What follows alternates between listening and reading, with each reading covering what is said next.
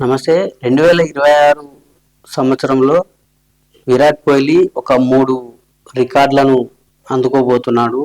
So అది రాబోయే కాలంలో జరగబోయే సిరీస్ల మీద ఆధారపడి ఉంటుంది. అతను ప్రదర్శన చేసే దాని మీద ఆధారపడి ఉంటుంది.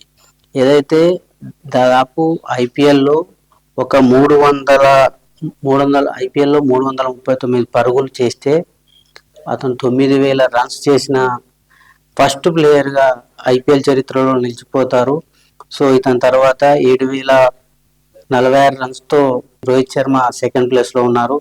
అయితే ఇక్కడ ఒక ఇంట్రెస్టింగ్ ఫ్యాక్ట్ ఏంటంటే విరాట్ కోహ్లీ ఐపీఎల్ కెరీర్ ప్రారంభించినప్పటి నుంచి కూడా ఏదైతే రాయల్ ఛాలెంజర్స్ బెంగళూరుకి ఆడుతుండడం ఇక్కడ కొంత ఆసక్తికరమైన విషయంగా చెప్పుకోవాలి.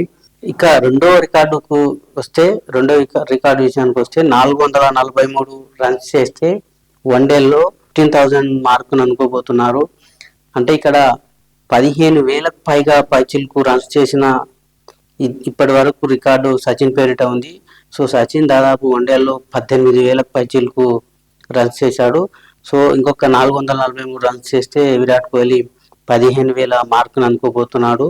సో మొత్తంగా మూడవ రికార్డు విషయానికి వస్తే మరొక 623 రన్స్ చేస్తే 3 ఫార్మాట్లలో కలిపి ఏదైతే టెస్ట్, వన్డే, T20 3 ఫార్మాట్లలో కలిపి 28,000 పైచిలకు రన్స్ చేసిన ఫస్ట్ ప్లేయర్గా అవతరించబోతున్నాడు. ఇప్పటి వరకు ఆ రికార్డు శ్రీలంక మాజీ క్రికెటర్ కుమార్ సంగక్కర్ పేరు మీద ఉంది. సో మొత్తంగా ఈ 26లో 3 రికార్డులు అయితే ఊరిస్తా ఉన్నాయి విరాట్ కోహ్లీని. చూడాలి మరి అతను ఏ విధంగా ఈ రికార్డులను సమన్ చేస్తారా, లేదంటే ఈ రికార్డులను అధిగమించి వరల్డ్ నెంబర్ 1 బ్యాట్స్మెన్గా నిలుస్తాడా అనేది అయితే కాలమే నిర్ణయిస్తుంది.